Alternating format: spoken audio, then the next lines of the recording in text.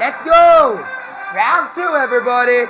Here comes the game. 6 answers, let's go. Ka sa taong umutang sa'yo, pero ayaw magbayad. Kanino ka magpapasama? Pence! Sa barangay.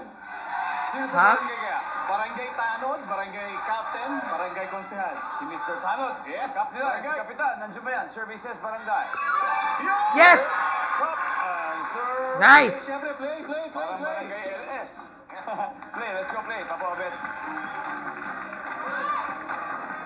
Si Vilmark po, may bagong single. Ano bang title ng bagong single natin? Hey, I know that Vilmark. He's Vilmark Verai. I know that guy.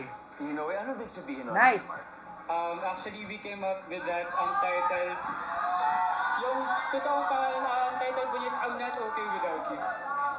Pwede naman a few lines, diba? Para mas maintindihan. Siyempre para sa ating mga puso sa Let's loob. do it, Vilmark. If this is love, I don't want this feeling anymore. Nice! Galing sa pagkakanta! Wow! Love on my own, picking up the pieces of my heart.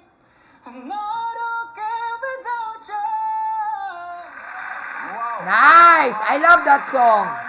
Ganda talaga yung boses mo, Kuya Vilmark Verai. Nice! Kasi may utang sa'yo.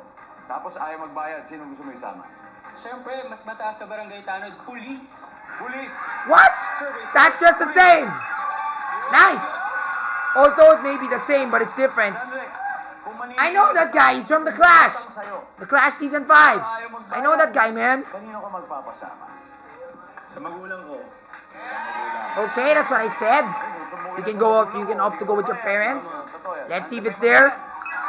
All right. Imagine if I were there, that's number 4. Maningil ka sa taong umutang sa'yo pero ayaw magbayad, kanino ka magpapasama? Siyempre magpapasama ako sa kaibigan ko. Kaibigan.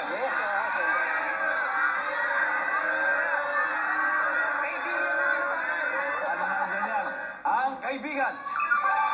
Nice. Papa Obed, kung maniningil ka sa taong umutang sa'yo pero ayaw magbayad, kanino ka magpapasama, Papa Obed? Eto, hirap sa katrabaho. Katrabaho naman. Katrabaho. Workmate. Workmate. Yes, Sabi pwede. sa trabaho.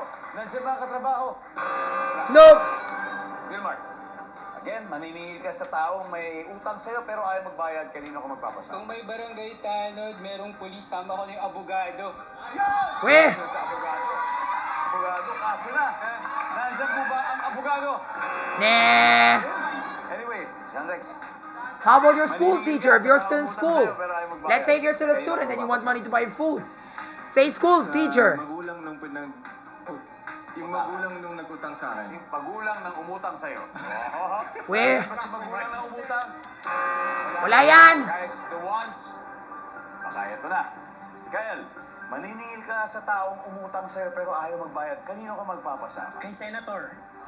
Pwede, di ba? RJ, kanino ka magpapasama? Dong, siyempre, doon tayo sa pinakamagaling, sa Bombay.